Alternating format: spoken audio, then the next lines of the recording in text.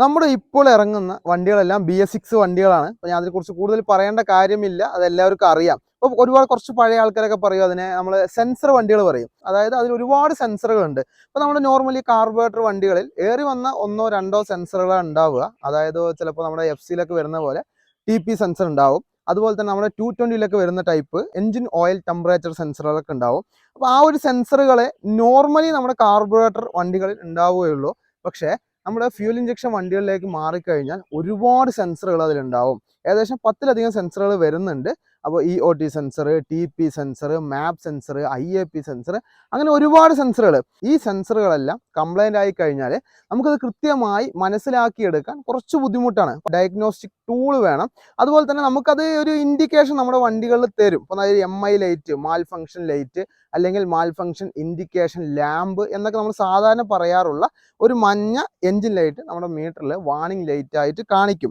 അപ്പോൾ ആ ലൈറ്റ് കത്തുമ്പോൾ നമുക്ക് അറിയാൻ പറ്റും അതിൻ്റെ സെൻസറുകളാണ് കംപ്ലൈൻറ്റ്, അല്ലെങ്കിൽ ഏതെങ്കിലും ഒരു സെൻസർ കംപ്ലൈൻ്റ് ആയിട്ടുണ്ട്, അതുകൊണ്ടാണ് ആ ഒരു ഇൻഡിക്കേഷൻ ലൈറ്റ് കത്തുന്നതെന്ന്. ഇത് നമ്മൾ മനസ്സിലാക്കിയിരിക്കുക തന്നെ വേണം. കാരണം നമുക്ക് വേറെ വഴിയില്ല. ഇപ്പോൾ വരുന്ന വണ്ടികളെല്ലാം BS6 വണ്ടികളാണ്. TVS Excel പോലത്തെ വണ്ടികൾ പോലും FI ആയിട്ടാണ് വരുന്നത്. ആ ഒരു വണ്ടിയൊക്കെ FI ആയപ്പോഴാണ് ശരിക്കും നമ്മൾ തന്നെ ഞെട്ടിപ്പോയത്. കാരണം ആ വണ്ടിയൊക്കെ FI ആവുന്നത് നമ്മൾ ഒരിക്കലും പ്രതീക്ഷിച്ചത് പോലും ഇല്ല. അപ്പോൾ ആ ഒരു FI ആയി, പ്ലസ് അതൊരു ഹൈടെക് സംവിധാനത്തോടു കൂടിയാണ് ആ വണ്ടികൾ കൂടെ വരുന്നത്. കാരണം ബൈക്കിലെ ടാക്സി എന്ന് വേണമെങ്കിൽ നമുക്ക് എക്സലിനെ വിശേഷിപ്പിക്കാം. അപ്പോൾ ആ ഒരു വണ്ടി പോലും ആ ഒരു FI സംവിധാനത്തിലേക്ക് വന്നത് കൊണ്ട് തന്നെ നമ്മളൊരു FI വണ്ടി വേണ്ട എന്നുണ്ടെങ്കിൽ നമുക്ക് സെക്കൻഡ് ഹാൻഡ് വണ്ടികൾ മാത്രമേ എടുക്കാൻ പറ്റുള്ളൂ. ഒരു ഫ്യൂൽ ഇഞ്ചക്ഷൻ വണ്ടി അല്ലെങ്കിൽ നമ്മളൊരു പുതിയ വണ്ടി എടുക്കുകയാണെങ്കിൽ അത് ഫ്യൂൽ ഇഞ്ചക്ഷൻ വണ്ടി മാത്രമായിരിക്കും. അപ്പോൾ ഈ ഫ്യൂൽ ഇഞ്ചക്ഷൻ വണ്ടികളുടെ സെൻസറുകളെ കുറിച്ച് നിങ്ങൾ അറിഞ്ഞിരിക്കണം. അതുപോലെ തന്നെ ആ സെൻസറുകൾ കംപ്ലൈൻ്റ് ആയിക്കഴിഞ്ഞാൽ എന്തൊക്കെയാണ് നമ്മുടെ വണ്ടിക്ക് സംഭവിക്കുക. അതുപോലെ തന്നെ ഈ സെൻസറുകൾ കംപ്ലൈൻ്റ് ആയാൽ, ഇപ്പോൾ ഞാൻ പറഞ്ഞു ഒരു 10-ലധികം സെൻസറുകൾ നമ്മുടെ വണ്ടിയിലുണ്ട് എന്ന് ഞാൻ നിങ്ങളുടെ അടുത്ത് പറഞ്ഞു.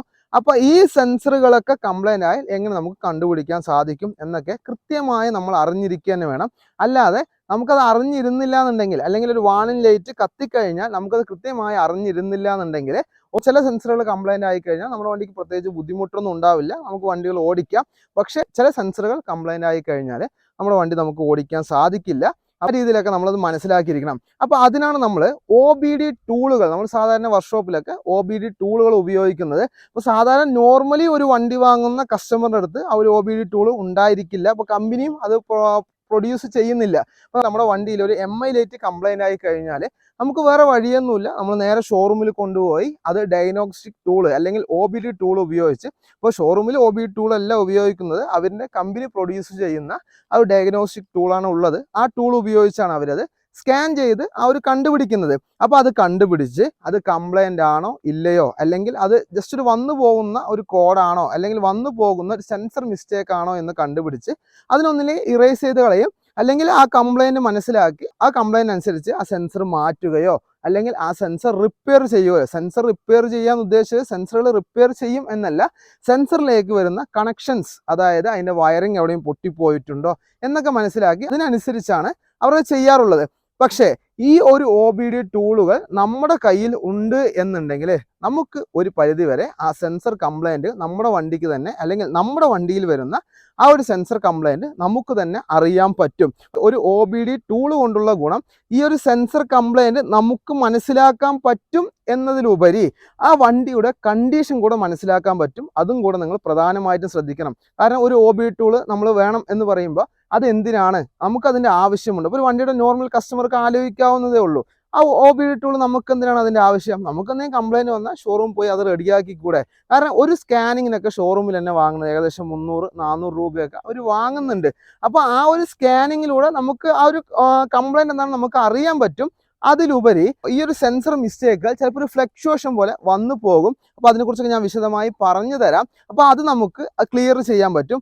അതുപോലെ തന്നെ വളരെ പ്രധാനപ്പെട്ട ഒരു വിഷയം, ഇപ്പോൾ ഒരു FI വണ്ടി സെക്കൻഡ്സ് എടുക്കുകയാണെങ്കിലും നമുക്കതിൻ്റെ ഡാറ്റകൾ കൃത്യമായി മനസ്സിലാക്കാൻ പറ്റും. അതായത് ആ വണ്ടിയുടെ ഇഗ്നീഷൻ ടൈമിംഗ് പ്രോപ്പർ ആയിട്ട് ഉണ്ടോ, അതുപോലെ തന്നെ അതിൻ്റെ O2 സെൻസർ കൃത്യമായി വർക്ക് ചെയ്യുന്നുണ്ടോ എന്നല്ല നമുക്ക് കൃത്യമായി നമുക്ക് തന്നെ അറിയാൻ പറ്റും. അതാണ് ഈ ഒരു OBD ടൂളുകൾ കൊണ്ടുള്ള പ്രധാനപ്പെട്ട ഗുണം. അപ്പോൾ ഇന്നത്തെ വീഡിയോയിലൂടെ നമ്മൾ പ്രധാനമായിട്ടും പറയാൻ പോകുന്നത് ഈ ഒരു OBD ടൂള് നമ്മുടെ വണ്ടിയിൽ എങ്ങനെ നമുക്ക് ഉപയോഗിക്കാൻ സാധിക്കും.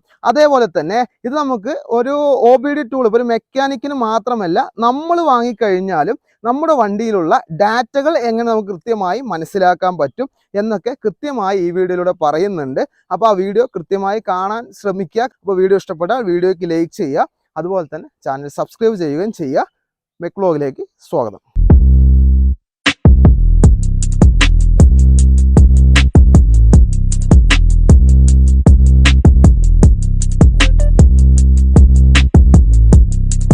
ഈ ഒരു ടൂളാണ് ഒരു കമ്പനി അയച്ചു തന്നിരിക്കുന്നത്. ലോഞ്ച് കൊണ്ടുള്ളൊരു OBD ടൂള്, അതുപോലെ തന്നെ 2 കണക്റ്റേഴ്സും. അപ്പോൾ ഇതിൽ കണക്റ്റേഴ്സിൽ വരുന്നത് ഒന്ന് നമ്മുടെ എൻടോർക്ക്, അതുപോലെ തന്നെ R15, വെപ്പ് പ്ലസ്, സുസുക്കി പറഞ്ഞ വണ്ടികളുടെയൊക്കെ സ്കാൻ ചെയ്യാൻ പറ്റുന്ന ഒരു സോക്കറ്റ്, അതുപോലെ തന്നെ TVS ജൂപ്പിറ്ററിൻ്റെ ഒരു സോക്കറ്റ്. പിന്നെ വരുന്നത് R15ന് 2 ടൈപ്പ് വരുന്നുണ്ട്. ആ 2 ടൈപ്പിൻ്റെയും ഓരോ സോക്കറ്റ് വരുന്നുണ്ട്. അതുപോലെ തന്നെ പിന്നെ TVSൻ്റെ മറ്റു വണ്ടികളുടെ ഒരു സോക്കറ്റ്, പിന്നെ റോയൽ എൻഫീൽഡ്, അതുപോലെ തന്നെ ഹീറോ, പിന്നെ അപ്പാച്ചി RTR 4V, അതുപോലെ തന്നെ ബജാജ് KTM, രണ്ടിനും സെയിം ആയിട്ട് വരുന്ന ഒരു ടൈപ്പാണ്. അതുപോലെ തന്നെ ഹീറോ എക്സ്പൾസ്. അപ്പോൾ ഇതൊരു ടൈപ്പ് വരുന്നുണ്ട്. അപ്പോൾ ഇതിൽ ചെറിയ മാറ്റങ്ങളാണ് രണ്ടാമത്തതിൽ വരുന്നുള്ളൂ. ഏകദേശം എല്ലാ വണ്ടികളും സെയിം തന്നെയാണ്. അപ്പോൾ ഇതിലൊരു അഡീഷണൽ ഈ ഒരു സോക്കറ്റ് വരുന്നുണ്ട്. അപ്പോൾ 2 സോക്കറ്റാണ് നമുക്കൊരു കമ്പനി അയച്ചു തന്നിരിക്കുന്നത്. അപ്പോൾ ഇത് നമ്മുടെ ഈ ഒരു ലോഞ്ച് ഉണ്ട്. അതുപോലെ തന്നെ ഈ ഒരു V311 നമ്മുടെ നേരത്തെ ഉള്ളതാണ്. അപ്പോൾ ഞാനിതിൻ്റെ വീഡിയോ നിങ്ങൾക്ക് കാണിച്ചില്ല എന്നേ ഉള്ളൂ. അപ്പോൾ ഇതൊരു ഡ്യൂക്ക് 125 വണ്ടിയാണ്. അപ്പോൾ ഇത് BS6 തന്നെയാണ്. ഡാറ്റകൾ എങ്ങനെ നമുക്ക് ഈ ഒരു ടൂൾ ഉപയോഗിച്ച് ചെക്ക് ചെയ്യാം എന്ന് നമുക്ക് കൃത്യമായി മനസ്സിലാക്കാൻ പറ്റും. ഈ ഒരു ടൂൾ ഉണ്ടെങ്കിൽ കൂടെ നമ്മൾ ആദ്യം മനസ്സിലാക്കേണ്ട ഒരു കാര്യം, നമ്മുടെ വണ്ടികളുടെ ബാറ്ററി ഏത് ഭാഗത്താണോ ഇരിക്കുന്നത് ആ ഭാഗത്തായിരിക്കും മിക്കവാറും ഈ ഒരു OBDയുടെ സോക്കറ്റ് വരുന്നത്. അതൊന്ന് മനസ്സിലാക്കി വെക്കുക. അപ്പോൾ ബുള്ളറ്റിൻ്റെയൊക്കെ ഈ ഭാഗത്ത് ആ ഒരു കവറിൻ്റെ ഉള്ളിൽ ECU, അതുപോലെ തന്നെ ഫ്യൂസ് ഒക്കെ വരുന്ന ആ ഒരു കവറിൻ്റെ ഉള്ളിലായിരിക്കും വരിക. ഓരോ വണ്ടികളുടെ ചെറിയ മാറ്റങ്ങളെ ഉണ്ടാവുള്ളൂ. മിക്കവാറും വണ്ടികളുടെയൊക്കെ ബാറ്ററിയുടെ അടുത്ത് തന്നെയാണ് ആ ഒരു OBD സ്കാനിങ് സോക്കറ്റ് വരുന്നത്. ഇതിൽ വരുന്നത് ബാറ്ററി ഇതിൻ്റെ സീറ്റിൻ്റെ അടിയിലായതുകൊണ്ട് തന്നെ നമുക്ക് ഈ ഒരു ബാക്ക് സീറ്റ് മാത്രം അഴിച്ചാൽ മതി, ആ ഭാഗത്ത് തന്നെ ഉണ്ടാവും. ഇതാണ് ഇതിൻ്റെ ബാറ്ററി വരുന്നത്. അപ്പോൾ ഇതിന് അടുത്ത് തന്നെ ആയിട്ടാണ് അതിൻ്റെ OBD സ്കാനിങ് സോക്കറ്റ് വരുന്നത്. ഡ്യൂക്ക് 125 ആയതുകൊണ്ട് തന്നെ സോക്കറ്റിൽ ചെറിയ വ്യത്യാസമുണ്ട്. അതും കൂടെ നിങ്ങൾ മനസ്സിലാക്കുക.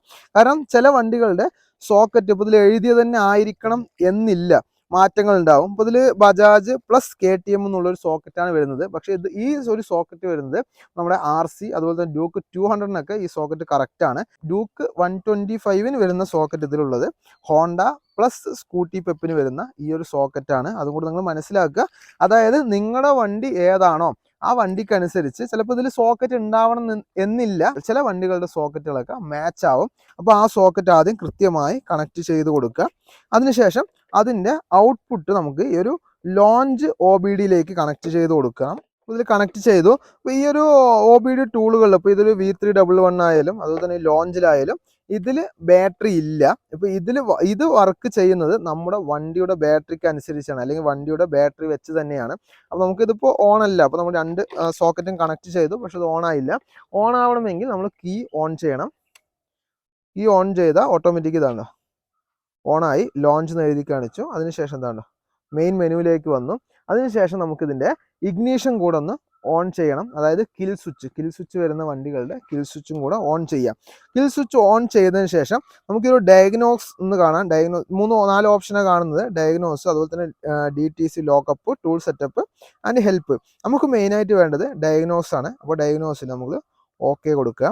OK കൊടുത്തതിന് ശേഷം അത് പ്രോസസ്സായി വരും. അതായത് നമ്മുടെ ECU ആയിട്ട് ഈ ഒരു OBD ടൂൾ കണക്റ്റ് ആവണം.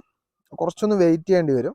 കണക്റ്റ് ആയതിനു ശേഷം നമ്മൾ ഫസ്റ്റത്തെ വന്നു മോണിറ്റർ സ്റ്റാറ്റസ് വന്നു. അതിൽ കുറേ ഓപ്ഷൻസ് വരുന്നുണ്ട്. അപ്പോൾ നമുക്ക് ഇതിൽ ഡാറ്റ സ്ട്രീം കൗണ്ട് ചെയ്യാൻ പറ്റുന്നത് 29 എണ്ണം കൗണ്ട് ചെയ്യാൻ പറ്റുന്നുണ്ട്. ഡാറ്റ സ്ട്രീം കൗണ്ട് 29 ആണ്. ഇതാണ് നമുക്ക് മെയിനായിട്ട് ആവശ്യമുള്ളത്. Read codes. ഈ റീഡ് കോഡ്സ് എന്ന് ഉദ്ദേശിക്കുന്നത് നമുക്ക് ഈ ഒരു വണ്ടിയുടെ മീറ്ററിലേക്ക് നോക്കിയാൽ മനസ്സിലാവും. അപ്പോൾ വണ്ടി സ്റ്റാർട്ടാക്കാത്തത് കൊണ്ട് തന്നെ ഇവിടെ ഒരു മാൽ ഫങ്ഷൻ ലൈറ്റ്, MI ലൈറ്റ് കത്തിക്കൊണ്ടിരിക്കുന്നുണ്ട്. അപ്പോൾ ഇത് നമ്മൾ വണ്ടി സ്റ്റാർട്ട് ചെയ്തതിന് ശേഷം ഈ ലൈറ്റ് ഓഫായി പോകണം. അങ്ങനെ ഓഫായി പോയാൽ നമ്മുടെ വണ്ടിയുടെ സെൻസേഴ്സിൽ കംപ്ലൈൻ്റ് ഒന്നും ഇല്ല എന്ന് നമുക്ക് മനസ്സിലാക്കാൻ സാധിക്കും. പക്ഷെ അവിടെയും നിങ്ങളൊരു മനസ്സിലാക്കേണ്ട കാര്യം, ഈ ഒരു ലൈറ്റ് കംപ്ലൈൻ്റ് ആയി കഴിഞ്ഞാൽ, അല്ലെങ്കിൽ ഈ ഒരു ലൈറ്റിൻ്റെ ഡിസ്പ്ലേ കംപ്ലൈൻ്റ് ആയി കഴിഞ്ഞാൽ ഇത് വർക്ക് ചെയ്യില്ല. അപ്പോൾ ചിലപ്പോൾ ബാക്കിയുള്ള ഭാഗമൊക്കെ വർക്ക് ചെയ്യും. ഈ ഒരു മാൽ ഫംഗ്ഷൻ ലൈറ്റ് മാത്രം വർക്ക് ചെയ്തില്ല എന്നുണ്ടെങ്കിലും നമുക്കവിടെ കംപ്ലൈൻറ്റ് ഇല്ല എന്നല്ല അർത്ഥം. അപ്പോൾ നമുക്കിതുപോലെ ചെക്ക് ചെയ്താൽ ഈ ഒരു റീഡ് കോഡ്സിൽ നോക്കിയാൽ ആ റീഡ് കോഡ്സിൽ നമുക്ക് മനസ്സിലാക്കാൻ സാധിക്കും ഏതെങ്കിലും സെൻസേഴ്സ് കംപ്ലൈൻറ്റ് ഉണ്ടോ എന്ന്. ഇപ്പോൾ നമ്മളിതിൽ റീഡ് കോഡ്സ് ആദ്യം ചെക്ക് ചെയ്യുക, അതായത് ഓക്കെ കൊടുക്കുക. ഓക്കെ കൊടുത്താൽ അതൊന്ന് കണക്റ്റ് ആവും.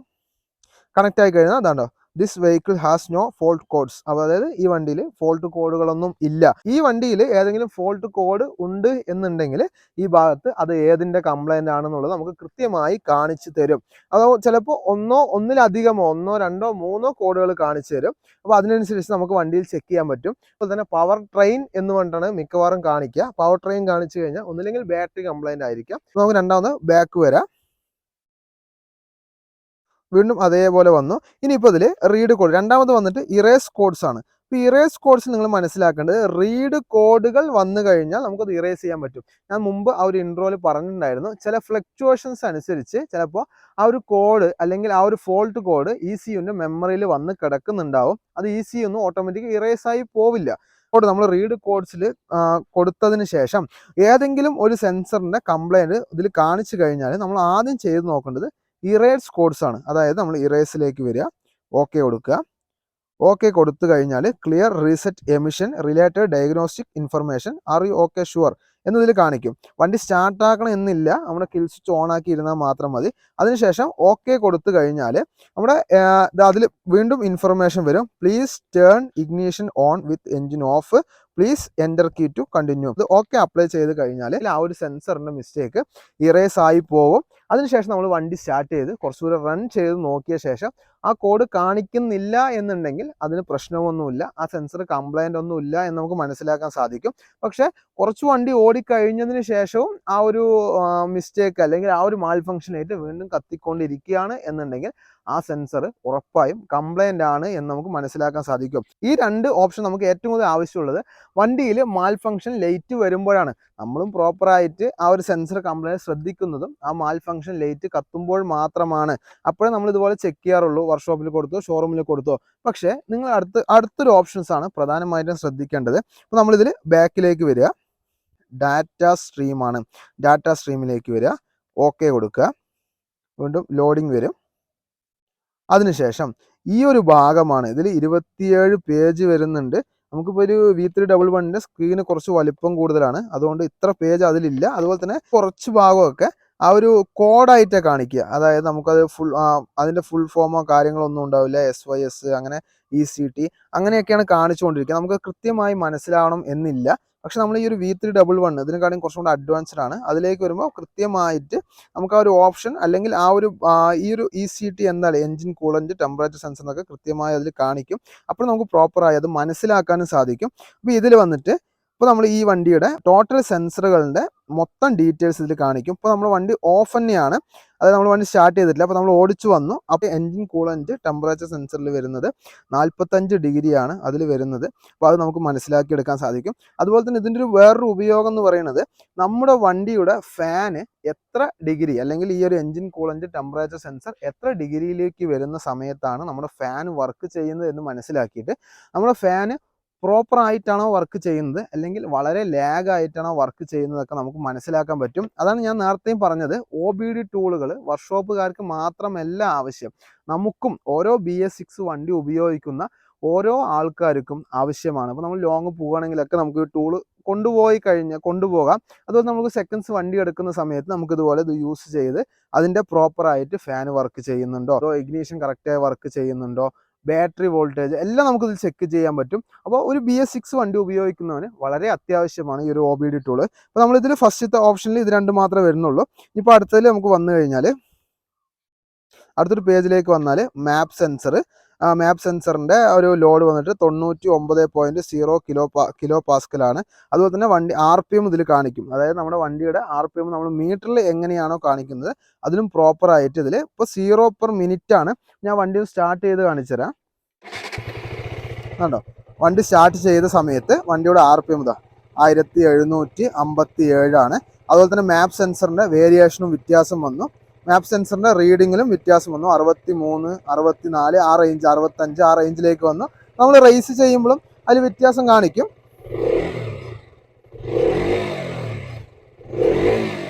അപ്പോൾ ഇത് വെച്ച് നമുക്ക് വണ്ടിയുടെ ഡാറ്റ സ്ട്രീം ചെയ്യാൻ പറ്റും. ഇപ്പോൾ അടുത്തൊരു പേജ് വരുന്നത് കണ്ടോ, VSS സ്പാർക്ക് അഡ്വാൻസ്. സ്പാർക്ക് എത്ര ഡിഗ്രിയാണ് അഡ്വാൻസ് ചെയ്തുകൊണ്ടിരിക്കുന്നത്? അതിലിപ്പോൾ 10.5 ഡിഗ്രിയാണ്. അപ്പോൾ നമുക്ക് വണ്ടി റേസ് ചെയ്യുമ്പോൾ അതിൽ മാറ്റങ്ങൾ വരും. ഇൻടേക്ക് എയർ ടെമ്പറേച്ചർ സെൻസർ, അതുപോലെ തന്നെ TP സെൻസർ, ആ ഒരു അഡ്വാൻസിങ് അത് നമുക്ക് മനസ്സിലാക്കാൻ പറ്റും. അങ്ങനെ ഓരോ കാര്യങ്ങൾ നമുക്ക് മനസ്സിലാക്കും. O2 സെൻസർ, അതുപോലെ തന്നെ OBD സെറ്റപ്പ്, റൺ ടൈം, അതായത് നമ്മൾ വണ്ടി ഇപ്പോൾ ഈ ഒരു OBD കണക്ട് ചെയ്തതിന് ശേഷം എത്ര ദൂരം അല്ലെങ്കിൽ എത്ര നേരം വണ്ടി സ്റ്റാർട്ട് ചെയ്തു എന്നുള്ളത് ഓട്ടോമാറ്റിക്കലി ടൈം ഇങ്ങനെ പോയിക്കൊണ്ടേയിരിക്കും. 19, 17, 18 അങ്ങനെ അത് മാറിക്കൊണ്ടേയിരിക്കും. MIL ഡിസ്റ്റൻസ്, മാൽ ഫങ്ഷൻ ഇൻഡിക്കേഷൻ ലാമ്പ് കത്തിക്കടന്നതിന് ശേഷം എത്ര ദൂരം നമ്മുടെ വണ്ടി ഓടി. അതായത് ഇത് മാൽ ഫങ്ഷൻ ലൈറ്റ് കത്താത്തത് കൊണ്ട് തന്നെ ഇവിടെ 0 കിലോമീറ്റർ ആണ് കാണിക്കുന്നത്. അതുപോലെ ക്ലിയർ ഡിസ്റ്റൻസ്, മാൽ ഫങ്ഷൻ ലൈറ്റ് കത്തി കഴിഞ്ഞതിന് ശേഷം എത്ര കിലോമീറ്റർ ഓടി, അതൊക്കെ നമുക്ക് ഇതിൽ നിന്ന് മനസ്സിലാക്കാൻ പറ്റും. അങ്ങനെ ഒരുപാട് ഓപ്ഷൻസുകൾ ഇതിലുണ്ട്. Load ABS 34.5%. അങ്ങനെ നമ്മുടെ ABSന് ലോഡ് മനസ്സിലാക്കാം. അപ്പോൾ ഇതിൽ നമുക്ക് കുറച്ചും കൂടെ എല്ലാം ഷോർട്ടായിട്ടാണ് കൊടുത്തിരിക്കുന്നത്. അപ്പോൾ അതിനനുസരിച്ച് നമുക്ക് കുറച്ചും കൂടെ മനസ്സിലാക്കാൻ ബുദ്ധിമുട്ടാണ്. പക്ഷെ എന്നിരുന്നാലും നോർമലി ഒരു വണ്ടി ഓടിക്കുന്നവന് അല്ലെങ്കിൽ നോർമലി ഒരു സാധാരണക്കാരന് ഒരു BS6 വണ്ടി എടുത്താൽ ഈ ഒരു OBD തന്നെ ധാരാളമാണ്. കാരണം ഇതിനാണ് അത്യാവശ്യം വില കുറവ്. ഇപ്പോൾ ഈ V311 ഇതിനേക്കാളും വില കൂടുതലാണ്. ഞാൻ ഈ ഒരു OBD മാറ്റി ഞാൻ V311 ഇതിലേക്ക് കണക്ട് ചെയ്ത് കാണിച്ചു തരാം. ഈ OBDയിൽ വരുന്ന സോക്കറ്റും അതുപോലെ തന്നെ ഈ ഒരു കേബിൾസിൽ വരുന്ന സോക്കറ്റും സെയിം തന്നെയാണ്. നമുക്ക് ഏത് വെച്ചും കണക്ട് ചെയ്യാം. ഇപ്പോൾ കണ്ടോ, V311 ഓണായി. ഇപ്പോൾ ഇതിലുള്ള കളേഴ്സിലും ഡിസ്പ്ലേയിലും എല്ലാം വ്യത്യാസങ്ങളുണ്ട്. അതുപോലെ തന്നെ ഈ ഡാറ്റ എല്ലാ കാര്യങ്ങളും ഇതിൻ്റെ ഫ്രണ്ടിലേ വരുന്നുണ്ട്. OBD ഡയഗ്നോസ് ഇവിടെ ഫ്രണ്ടിലാണ് വരുന്നത്. അപ്പോൾ നമ്മൾ എൻ്റർ കൊടുത്താൽ അത് ഓട്ടോമാറ്റിക് ഉള്ളിൽ പോകും. അതുപോലെ തന്നെ സിസ്റ്റത്തിൻ്റെ ഉള്ളിലേക്ക് പോകും. നമുക്കിതിലും കുറച്ചും കൂടെ ഡീറ്റെയിൽസ് കൂടുതലുണ്ട്. അപ്പോൾ നമ്മൾ അത് 29 കണ്ടത്. ഇതിലും data stream support 29. MI light status ഓഫാണ്. അതായത് MI ലൈറ്റ് ഇതിൽ വണ്ടിയിലൊന്നും കത്തുന്നില്ല, അല്ലെങ്കിൽ സെൻസേഴ്സ് കംപ്ലൈൻ്റ് ഇല്ല. അതുകൊണ്ട് തന്നെ MI ലൈറ്റ് ഇതിൽ ഓഫാണെന്നുള്ളത് മനസ്സിലാക്കാൻ പറ്റും. എന്നിട്ട് നമുക്ക് ഇഗ്നിഷൻ ടൈപ്പ് സ്പാർക്കാണ്. അതിനുശേഷം നമുക്ക് വീണ്ടും ഉള്ളിൽ പോയാൽ read code, erase code, data stream, freeze frame, voltage test, vehicle information. ഈ വെഹിക്കിൾ ഇൻഫർമേഷൻ പോയാൽ നമുക്കിപ്പോൾ മൊബൈലിലൊക്കെ ഉള്ള പോലെ IME നമ്പർ പോലത്തെ വണ്ടിയുടെ വെഹിക്കിൾ ഇൻഫർമേഷൻ കൃത്യമായി ആ ഡീറ്റെയിൽസ് നമുക്ക് കിട്ടും. അപ്പോൾ അതും കറക്റ്റായി നമുക്ക് നോക്കി മനസ്സിലാക്കാൻ സാധിക്കും. അപ്പോൾ നമുക്കിതിൽ നമ്മളിപ്പോൾ ഡാറ്റ സ്ട്രീമാണ് മെയിനായിട്ട് വരുന്നത്. ഡാറ്റ സ്ട്രീമിൽ പോയാൽ നമ്മൾ അതിൽ കണ്ട പോലെയല്ല. ഇതിൽ പിന്നെ വന്നിട്ട് വ്യൂ ഗ്രാഫിക്സ് ഐറ്റംസ് എന്നുള്ള ഒരു എക്സ്ട്രാ ഓപ്ഷനും കൂടി വരുന്നുണ്ട്. ഇപ്പോൾ വ്യൂ ഓൾ ഐറ്റംസിൽ പോയാൽ അപ്പോൾ അത് സപ്പോർട്ട് ആവുന്നുണ്ട്. അതിനുശേഷം കണ്ടോ, അതിൽ ഷോർട്ടായി കൊടുത്തെങ്കിൽ ഇതിൽ കുറച്ചും കൂടെ ഫുള്ളായിട്ട് കൊടുത്തിരിക്കുന്നത്. ഡിസ്പ്ലേ വലിപ്പമുള്ളതുകൊണ്ട് തന്നെ അതിലെല്ലാം ഫുള്ളായിട്ട് കൊടുത്തിരിക്കുന്നത്. ഇപ്പോൾ calculator, load value, engine coolant, temperature sensor, 143 degree Fahrenheit. അപ്പോൾ അതുപോലെ തന്നെ short time fuel trim, bank 1, engine RPM, vehicle speed, വണ്ടി ഓടിക്കാത്തത് കൊണ്ട് തന്നെ 0 കിലോമീറ്റർ. അപ്പോൾ ബാക്കിൽ ABS ഉള്ള വണ്ടികളാണെങ്കിൽ ജസ്റ്റ് നമുക്ക് സെൻട്രൽ സ്റ്റാൻഡ് ഇട്ട് വണ്ടി സ്റ്റാർട്ട് ചെയ്ത് അല്ലെങ്കിൽ വണ്ടി ഗിയറിലിട്ടാൽ തന്നെ ഇവിടെ ഒരു നമ്മുടെ വണ്ടി എത്ര ഓടുന്ന ആ ഒരു കിലോമീറ്റർ നമുക്ക് അറിയാൻ പറ്റും. അതുപോലെ തന്നെ ഇൻടേക്ക് മാനിഫോൾഡ് അബ്സലൂട്ട് പ്രഷർ എത്രയാണ് നമുക്ക് മനസ്സിലാക്കാൻ പറ്റും. അതുപോലെ തന്നെ ഇഗ്നീഷൻ ടൈമിംഗ് അഡ്വാൻസ് നമുക്ക് മനസ്സിലാക്കാൻ പറ്റും. അതുപോലെ തന്നെ intake air temperature, absolute throttle പൊസിഷന്, ഓക്സിജൻ സെൻസർ ഔട്ട്പുട്ട് വോൾട്ടേജ്. ഒരു സെൻസറിൻ്റെ ഔട്ട്പുട്ട് വോൾട്ടേജിനനുസരിച്ചാണ് ആ സെൻസർ വർക്ക് ചെയ്യുന്നുണ്ടോ, അതുപോലെ തന്നെ ആ സെൻസറിൻ്റെ വേരിയേഷൻസ് ഒക്കെ മനസ്സിലാക്കുന്നത്. അപ്പോൾ കൂടുതലും ഔട്ട്പുട്ടുകളാണ് ഈ ഒരു നമ്മുടെ ഈ ഒരു ടൂളിൽ കാണിക്കുക. അതുപോലെ തന്നെ spark time since engine start. ഇപ്പോൾ എൻജിൻ സ്റ്റാർട്ട് ചെയ്ത് എത്ര നേരം പറഞ്ഞാൽ 258, 259 സെക്കൻഡായി എൻജിൻ ഇപ്പോൾ സ്റ്റാർട്ട് ചെയ്തിട്ട്. അതുപോലെ വണ്ടി ഡിസ്റ്റൻസ് ക്ലിയർ, എത്ര ഡിസ്റ്റൻസ് ഓടി, അതെല്ലാം നമുക്ക് ഓരോന്നായിട്ട് കാണിക്കുന്നുണ്ട്. Control module value, absolute load, അതുപോലെ തന്നെ പിന്നെ ബാരോമാറ്റിക് പ്രഷർ, ത്രോട്ടിൽ പൊസിഷന്. ഇതിൽ വേറൊരു ഓപ്ഷനും കൂടെ ഉണ്ട് ഡാറ്റ സ്ട്രീമിൽ തന്നെ. അതായത് നമുക്ക് ഈ ഒരു വ്യൂ ഗ്രാഫിക്സ് ഐറ്റംസ് ഉള്ളൊരു ഓപ്ഷൻ കൂടെ നമുക്ക് സെലക്ട് ചെയ്ത് കഴിഞ്ഞാൽ ഇതിൽ നമുക്ക് മൂന്നോ നാലോ നമുക്ക് സെൻസറുകൾ മാത്രം, ഇപ്പോൾ ഇത്രയും സെൻസറുകളുടെ ഡാറ്റകൾ നമ്മൾ സ്ട്രീം ചെയ്ത് കണ്ടു. അപ്പോൾ അതിൽ നമുക്ക് സെലക്ട് ചെയ്യാൻ പറ്റും. അപ്പോൾ ഞാൻ അതിൽ സിമ്പിളായിട്ടൊരു 3 ഞാൻ സെലക്ട് ചെയ്യാം. അതായത് എൻജിൻ കൂളൻ്റ് ടെമ്പറേച്ചർ സെൻസർ ഞാൻ സെലക്ട് ചെയ്തു, ഇവിടെ ടിക്ക് വന്ന് എൻ്റർ കൊടുത്തപ്പോൾ. അതുപോലെ തന്നെ മാനിഫോൾഡ് അബ്സൊല്യൂട്ട് പ്രഷർ സെൻസറിൻ്റെ ആ ഒരു ഇതും കൂടെ ഞാൻ ടിക്ക് ചെയ്ത് കൊടുത്തു. അതുപോലെ തന്നെ എൻജിൻ RPM ഞാൻ ടിക്ക് ചെയ്ത് കൊടുത്തു. അതിനുശേഷം ഒരെണ്ണം കൂടെ, അപ്പോൾ ഇൻടേക്ക്, അതിനുശേഷം ഒരെണ്ണം കൂടെ ചെക്ക് ചെയ്ത് കൊടുക്കുക. അപ്പോൾ ഇൻടേക്ക് എയർ ടെമ്പറേച്ചറും കൂടെ ഞാൻ ടിക്ക് ചെയ്ത് കൊടുത്തു. അതിനുശേഷം ഈ 4 സെൻസറുകളുടെയും ആ ഒരു ഗ്രാഫിക്സ് വ്യൂ, അതായത് ECG ഒക്കെ എടുക്കുന്ന സമയത്ത് വരുന്ന ആ ഒരു വേരിയേഷൻ പോലെ ഗ്രാഫിക്സ് ടൈപ്പിലായിട്ട് നമുക്കത് മനസ്സിലാക്കാനും പറ്റും. 4 സെൻസറുകളും 4 കളറിലായിട്ട് കാണാൻ സാധിക്കും. ആ 4 സെൻസറുകളുടെയും ആ ഒരു വേരിയേഷൻസ് കൃത്യമായി നമുക്ക് ഇതുപോലെ ഗ്രാഫിക്സ് ആയിട്ടും ഇതിൽ കാണാൻ സാധിക്കും. അത് നമുക്ക് ഈ ഒരു ലോഞ്ചിൽ കാണാൻ പറ്റില്ല, ഈ ഒരു V311 കാണാൻ പറ്റുള്ളൂ. നമ്മൾ ആക്സിലറേഷൻ കൊടുക്കുന്നതനുസരിച്ച് ആ ഒരു വ്യത്യാസവും കാണാൻ പറ്റും. അതും ഇതിൻ്റെ ഒരു വലിയൊരു ഉപയോഗമാണ്. അതിനുശേഷം നമുക്ക് ബാക്ക് വന്നു കഴിഞ്ഞാൽ പ്രധാനമായിട്ടും നമുക്ക് ഉപയോഗപ്പെടുന്ന വേറൊരു ഓപ്ഷൻ എന്ന് പറയുന്നത് വോൾട്ടേജ് ടെസ്റ്റ് ആണ്.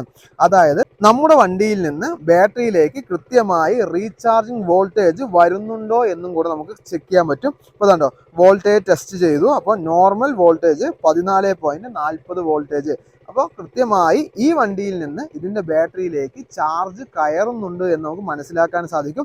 ഇതും വളരെ പ്രധാനമാണ്. നമുക്കൊരു മൾട്ടിമീറ്ററിൻ്റെ ആവശ്യമൊന്നുമില്ല. അപ്പോൾ നമ്മുടെ ഈ ഒരു OBD ടൂൾ ഉണ്ട് എന്നുണ്ടെങ്കിൽ നമുക്കും കൃത്യമായി നമ്മുടെ വണ്ടിയിലേക്ക് ബാറ്ററിക്ക് ചാർജ് കയറുന്നുണ്ടോ ഇല്ലയോ എന്നൊക്കെ മനസ്സിലാക്കാൻ പറ്റും. അപ്പോൾ ഒരുപാട് ഗുണങ്ങളുണ്ട് ഈ ഒരു OBD ടൂൾ കൊണ്ട്. അപ്പോൾ ഇത്രയും കാര്യങ്ങളാണ് OBD ടൂളിനെ കുറിച്ച് എനിക്ക് പറയാനുള്ളത്.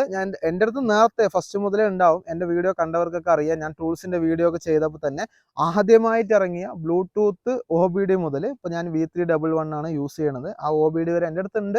പക്ഷെ അതൊരു വീഡിയോ എടുക്കാനുള്ള ഒരു സമയക്കുറവ് കൊണ്ട് മാത്രം അത് വീഡിയോ ചെയ്തില്ല എന്നേ ഉള്ളൂ. അപ്പോൾ ഇതൊരു കമ്പനി ഇത് അയച്ചു തന്നപ്പോൾ അതും കൂടെ ചേർത്ത് ഞാൻ ഒരു വീഡിയോ ചെയ്തു എന്നേ ഉള്ളൂ. അപ്പോൾ നിങ്ങൾക്കിത് ഉപയോഗപ്പെടും എന്നാണ് എൻ്റെ ഒരു വിശ്വാസം. അപ്പോൾ ആവശ്യമുള്ളവർക്ക് ഇത് വാങ്ങാം. ഞാൻ നേരത്തെ പറഞ്ഞ പോലെ തന്നെ ഓറിയൻറ്റ് എൻ്റർപ്രൈസസ് എന്നുള്ളൊരു കമ്പനിയാണ് നമുക്ക് ഈ ഒരു ടൂൾ അയച്ചു തന്നിരിക്കുന്നത്. അപ്പോൾ ഈ ഒരു ടൂള് ആവശ്യമുള്ളവർക്ക് ഇതിൻ്റെ നമ്പർ ഞാൻ ഡിസ്ക്രിപ്ഷനിൽ കൊടുക്കാം. ഓൾ ഇന്ത്യ ലെവലിൽ അവർ തന്നെയാണ് അത് സെയിൽ ചെയ്യുന്നത്. അപ്പോൾ ഞാൻ ഈ കാണിച്ച OBD മാത്രമല്ല കേട്ടോ, ഒരുപാട് OBDകളുണ്ട്. ഇപ്പോൾ നമുക്ക് നോർമലി നമ്മുടെ BS6 വണ്ടി ഉപയോഗിക്കുന്ന ഒരു സാധാരണ ആൾക്കാർക്ക്, അതായത് മെക്കാനിക് അല്ലാത്ത ഒരാളിന്, അപ്പോൾ റൈഡർ അങ്ങനെയുള്ള ആൾക്കാർക്കൊക്കെ ഈ ഒരു നോർമൽ OBD മതി.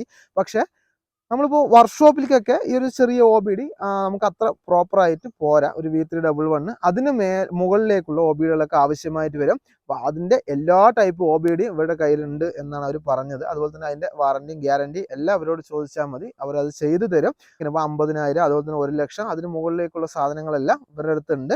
മെക്ലോഗിൻ്റെ ബേസിൽ നിങ്ങൾക്ക് വാങ്ങുകയാണെങ്കിൽ പ്രത്യേകം ഡിസ്കൗണ്ട് തരാമെന്ന് ഇപ്പോൾ ഈ ഓറിയൻറ്റ് എൻ്റർപ്രൈസസ് എന്നുള്ള കമ്പനി അറിയിച്ചിട്ടൊക്കെ ഉണ്ട്. അപ്പോൾ നിങ്ങൾക്ക് ആ ബേസിലും വാങ്ങാം. അതുപോലെ തന്നെ ഇത് ഫ്ലിപ്കാർട്ടിലും, ഇപ്പോൾ ഈ ലോഞ്ചിൻ്റെ ഒക്കെ ഫ്ലിപ്കാർട്ടിലും ആമസോണിലൊക്കെ ഉണ്ട്. അപ്പോൾ അതിൻ്റെ ലിങ്ക് വേണമെങ്കിലും ഞാൻ ഒരു ഡിസ്ക്രിപ്ഷനിൽ കൊടുക്കാം. ഇതൊരു ടൂൾ അയച്ചു തന്നുകൊണ്ടാണ് നമ്മൾ പ്രധാനമായിട്ടും വീഡിയോ എടുത്തത്. അപ്പോൾ ഇതുപോലത്തെ ടൂളുകളൊക്കെ നമ്മൾ ഇനിയും കാണിച്ചു തരാം.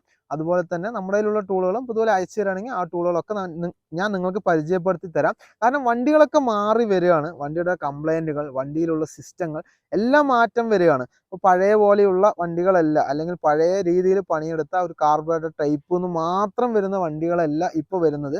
എല്ലാ വണ്ടിയിലെ സിസ്റ്റങ്ങൾ മാറി. അതുപോലെ തന്നെ അപ്ഡേഷൻസും കൂടുതലായിട്ട് വരികയാണ്. ഇപ്പോൾ ബൈക്കിലൊക്കെ ഇപ്പോൾ FI വന്നു, പെട്രോൾ തന്നെയാണ് ഇപ്പോൾ വരുന്നത്. ഇപ്പോൾ പെട്രോൾ മാറി, പെട്രോളും അതുപോലെ തന്നെ ഹൈബ്രിഡ് ടെക്നോളജിയൊക്കെ വരാൻ തുടങ്ങി. അങ്ങനെ ഓരോരോ മാറ്റങ്ങൾ ഇപ്പോൾ വന്നുകൊണ്ടിരിക്കുകയാണ്. അപ്പോൾ അതിനനുസരിച്ചുള്ള ടൂളുകളിലും മാറ്റം വരും. അതുപോലെ തന്നെ അതിനനുസരിച്ചുള്ള അതിൻ്റെ മെക്കാനിക്സിലും വ്യത്യാസം വരും. അതുപോലെ തന്നെ അതിൻ്റെ കംപ്ലൈൻസിലെല്ലാം വ്യത്യാസം വരും. അപ്പോൾ അതിന് പ്രോപ്പർ ടൂളുകൾ ഉണ്ടെങ്കിൽ മാത്രമേ നമുക്കത് കൃത്യമായി മനസ്സിലാക്കാൻ സാധിക്കുകയുള്ളൂ. അപ്പോൾ വീഡിയോ എല്ലാവർക്കും ഇഷ്ടമായെന്ന് വിചാരിക്കുന്നു. അടുത്ത വീഡിയോയുമായി കാണാം. Thanks for watching.